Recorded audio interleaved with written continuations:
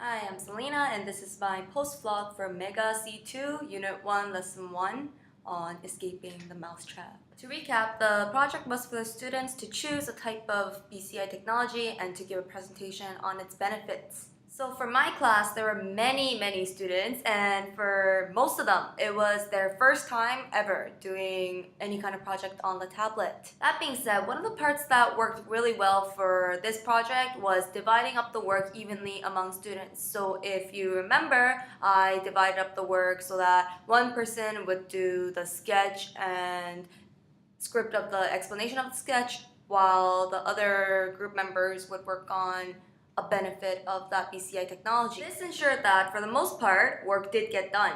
On the other hand, many students had trouble with just coming up with the sentences, getting started, or with grammar, with spelling, and with coming up with more details. So this was resolved by me, the teacher, going around each group and helping each student individually with their scripts. So making sure that they were getting work done, making sure that they were on the right track, helping them with more guiding questions, or even helping them come up with more examples and details.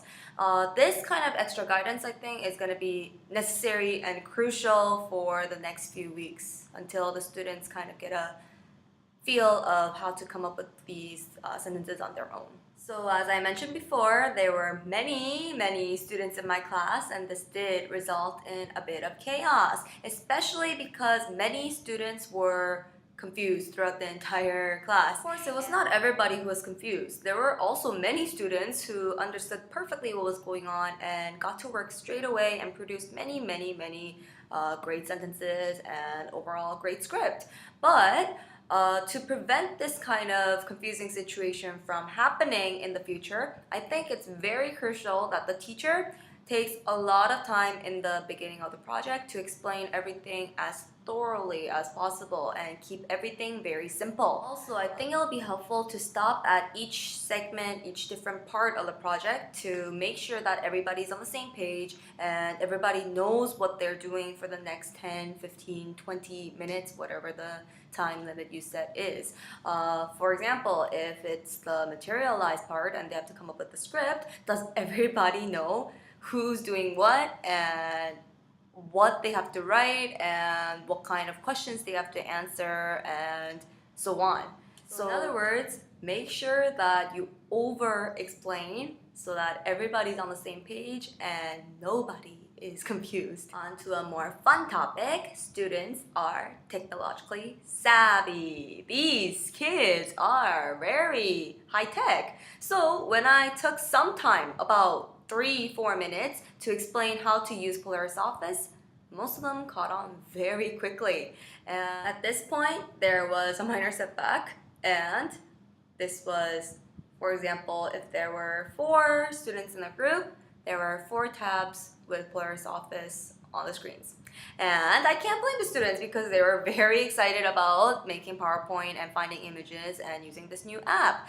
But to ensure student management and order and to make sure that everyone's work was getting done, I went around and assigned one group member from each group to have the PowerPoint on their tabs.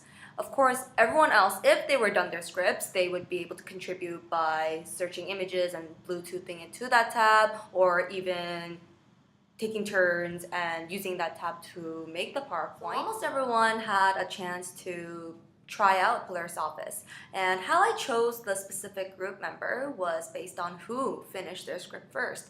And many students did not, so those who were not done continued to work on their scripts, and those who were done joined in coming up with images and making the PowerPoint slides.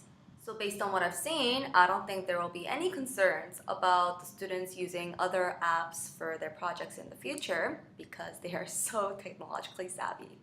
Overall, I think that these students have great potential. So I think that it's going to be very important for the teacher to give clear instructions, to take it slow, to be patient, and offer step-by-step guidance about everything.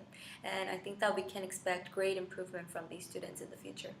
So that's it for my post-vlog on Unit 1, Lesson 1, and I'll be back with my pre-vlog for the next lesson next week. So I will see you guys next time.